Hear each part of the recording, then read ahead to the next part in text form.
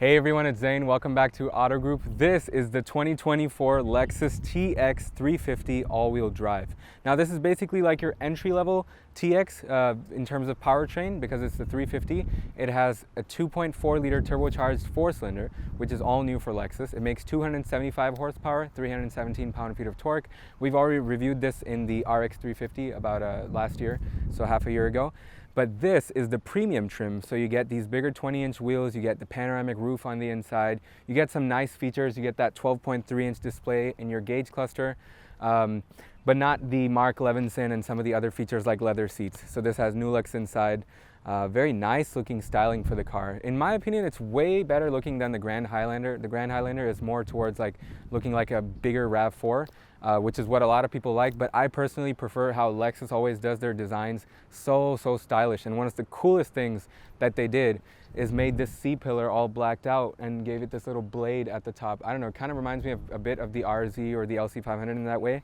And also you get these painted wheel well covers, which is great, or else some of them have those flat plastic ones. Not a big fan of that, to be honest.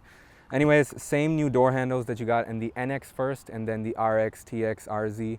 They all have this. So this is your Nulux interior. It's black. You got a 14-inch display in the center and then a 12.3-inch display for your digital gauge cluster as well.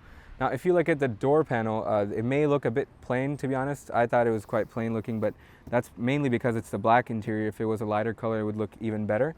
And then the other thing is, I believe here, or maybe here, you get that Mark Levinson when you get that in the higher trims.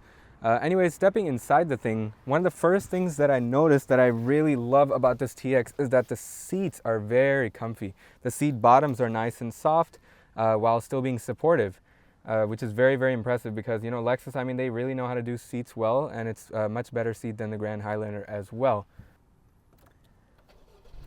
Anyways, as we start the car up, it's a very quiet startup, similar just like the RX 350. But it's probably even quieter, I think, because this car is about a year newer. So one model year newer, I think, for 2023. It came out last year. So I guess they tuned it even better for this car, this new four-cylinder entry-level powertrain. Anyways, looking at the gauge cluster, the 12.3-inch display, as you can see, it has really nice coloring over there, and the graphics are also really good looking as well. You can't really customize this too much. It kind of gives you the same displays. You could scroll through a couple different options regarding your fuel economy, range, stuff like that. It's not one of those configurable ones. But anyways, let's step on the inside and look at more features, and I'll go sit behind myself as well. Okay, so on the interior of this all-new TX, what you'll notice is that there are very slight design cues that will remind you that it shares the same platform underneath as the Grand Highlander. Kind of like this portion of the dashboard and the way the screen is shaped is quite similar to that car. But what Lexus obviously does is that they still make it look very much like a totally separate Lexus product.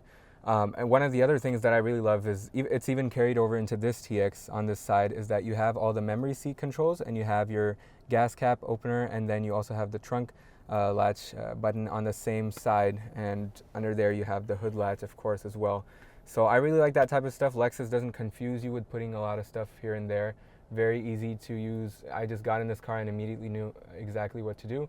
Anyways, if you look above us, you have this humongous panoramic glass roof, which is beautiful. This is what I mentioned was a part of the premium package, or else you get you know, a totally normal roof in the base TX. As we're sitting inside the TX and I've made my driving position, this is a very nice couch-like seat, to be honest. I could really go on a nice long drive. Visibility is excellent, as I would expect from Lexus. The way they put the view mirrors so far from the A-pillar is so much easier to look at, you know, outside to make sure you're not, you know, hitting anything on your right or left. The windshield is humongous, kind of straight too. It's not very slanted. Visibility out the back is excellent for such a long car. You do have a thick C-pillar, but I could still see quite clearly around me. And if not, then of course you do have your camera settings and features. When I press my camera view button over here, it gives me a view of the car around like that way, and then you press it one more time and it can give you more features. But that's when you're out on the road and you have it in drive. You can get that view as well. Let me see if it does the same thing as the Lexus RZ. When I put it in drive, then I go to the camera view, then it gives me that wide angle front camera, bird's eye on top. Click it one more time and you get this view. So when you're turning and stuff, it actually changes position. You can see everything around you. So there's really no worries in terms of visibility in this thing. Anyways, down here, You just have some like hill descent control feature, a few off-roading type of things, but nothing really that anybody's going to use out on the road. Over here you have your wireless charging, USB-C outlets, pretty standard stuff for all new cars. And then in the middle you have this, you kind of have the two buttons like that. It's kind of like a Mercedes with the double open thing, and then you have a pretty good space in there to put stuff. No USB ports or anything in here, no light either, which is interesting. And then if we push over here, you just push that to the front, and then you have even more storage down here, and you also have a 12-volt outlet there as well. Great stuff in terms of Lexus's packaging and stuff. Anyways, in terms of the gauge cluster, let me just try one thing. If we go to drive mode and we go to sport, it will change the gauge cluster just a little bit. And if I go into eco, it will change it and make it blue. Once again, that was normal, then sport, then eco. So not too much, not a big deal. I know people really like those customizable gauge clusters, but to me, it doesn't really matter because I always am using the screen in these Lexus products over here anyways. So, and of course, Apple CarPlay, Android Auto, huge win for your normal daily driving. Anyways, before we get it on the road, I am 6'3". This is how I'm sitting right now, ready to drive. Let's go sit behind myself and see how I fit. Okay, so in the second row of the TX, here I'm gonna sit behind myself, and it's just a bit less, I think, than our Grand Cherokee L. But what's really nice in the premium trim is that these seats are actually very comfortable. I think it's probably the same in the base model, but then because we are in the premium, we also get heated and ventilated seats in the rear, which is a huge amenity to have in the back seat. Again, those same removable cup holders, very nicely done. Tons of storage, and it has a bit of that grippy material as well. The other thing about this door latch system is that this was, I believe, introduced in the NX first, then the RX, then the RZ, then the TX. So basically what the benefit of this button is that there's a car coming over there, or somebody on their cycle or whatever. This will prevent you from opening the door, and the car even alerts you with a noise to tell you to be careful when exiting the car. Okay, so in the trunk space department, as we can see here, we have a lot of the stuff that Lexus, of course, gives you when you get the car. We got the car from McGrath Lexus of Westmont, of course, from my sales associate, Art Cool. Anyways, if I were to move this stuff a little further back so I could show you the third row, we also, extensively checked out this car at the auto show this year, at the Chicago Auto Show, but here we go. So as you can see, just press that button and now you could let it go, and then it will go up, which is a huge luxurious feature. You don't look like, some sort of maniac fixing the latches over and over. And some cars have it so complicated. This is very easy to, do. We got cup holders in the back as well, USB-C outlets. Great stuff. Reading lights, you got ventilation in the back as well. They really thought of everything, of course. So let me try and fit in the third row real quick, actually. Click that button, it's going to slide that forward, and then, okay, let's see. All right, so behind myself, I actually do have room for like a short drive. It's not that bad. I think it's a little better than the Grand Cherokee L in this regard. I'm more comfy over here, and of course there's only 2 seats because of the wheels coming in. Anyways, yeah, it's actually comfy back here, not bad. Better than I expected. And you do have this padded part over here to rest your arm. So you just press this little button over here, and it could make you recline the seat back all the way to this position, and then if I press it again, it's going to move me back upright, which is an excellent feature. Okay, so now we are setting off in the all-new TX350, and one of the first things that you feel in the car, which is very nice, is that all the controls are very light. The gas pedal is light. The brake response is light. The steering is very light as well. Super Lexus-ish, as it's been for a while now with these electric assist wheels. Very light, calm, and it's a very nice, comfortable, serene type of interior to be in, especially for the entry-level model of the car. Everything feels very solid, as you expect with Lexus in terms of the interior's build quality. And we are going, in a pretty smooth manner over these roads, even though this has 20-inch wheels. Similar to the RX, although quieter, I think, if I remember that correctly. The engine does make a bit of on-throttle noise, much more than you would expect, I guess, from like a V6 from Lexus. So that's what you get when you get the four-cylinder instead. Regardless of that, the vibration is not that much inside, but the transmission does hold some of the gears a little, a little bit longer than you might expect. It feels decent to pick up,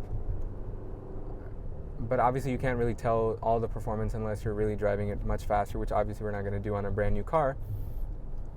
But other than that, the road holding, the grip, everything feels very nice. Okay, now we're getting up more on the gas,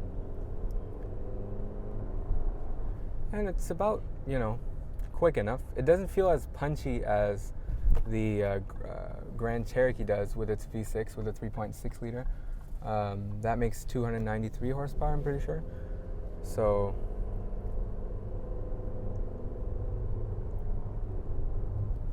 for some reason it does hold some of the shifts really, really long. I don't know why it does that. Maybe when the car isn't fully warmed up. Same thing with the RX. Same thing with the RX that I noticed. But look, handling wise, I mean, it's very, very flat for the size of the car. It feels very accurate, precise, lightweight, easy to manage. The brake effort is a bit, heavier than a car like the RZ. Obviously, the RZ has quite more boost in its feel, at least because of that electric regen as well. This feels much more conventional, much more familiar to someone who's driven other normal Lexus SUVs. And yeah, it's very nice. And I love the seat's comfort and the way I'm sitting. The things obviously that Lexus always nails is that every control is within reach.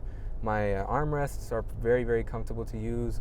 Gear selector, I could just put my hand right over there. And nothing feels huge unnecessarily, like no placement of anything. Nothing feels too small or cramped either.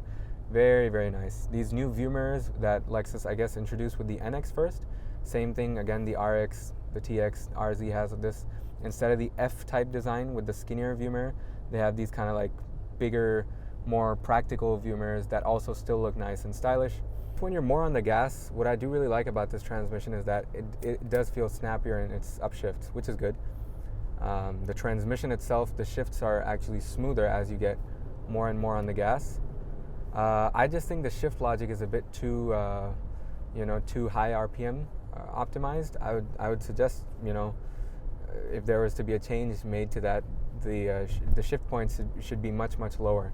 So overall, the time with this TX350 Premium all-wheel drive has been really, really good. It's actually a pleasant surprise how capable the car is for being, a Lexus that is all new, just the very, very new car. It already checks pretty much every single box that you would expect from a proper third row, which they never had before. Obviously, the GX was smaller. The LX was even not that big with its third row.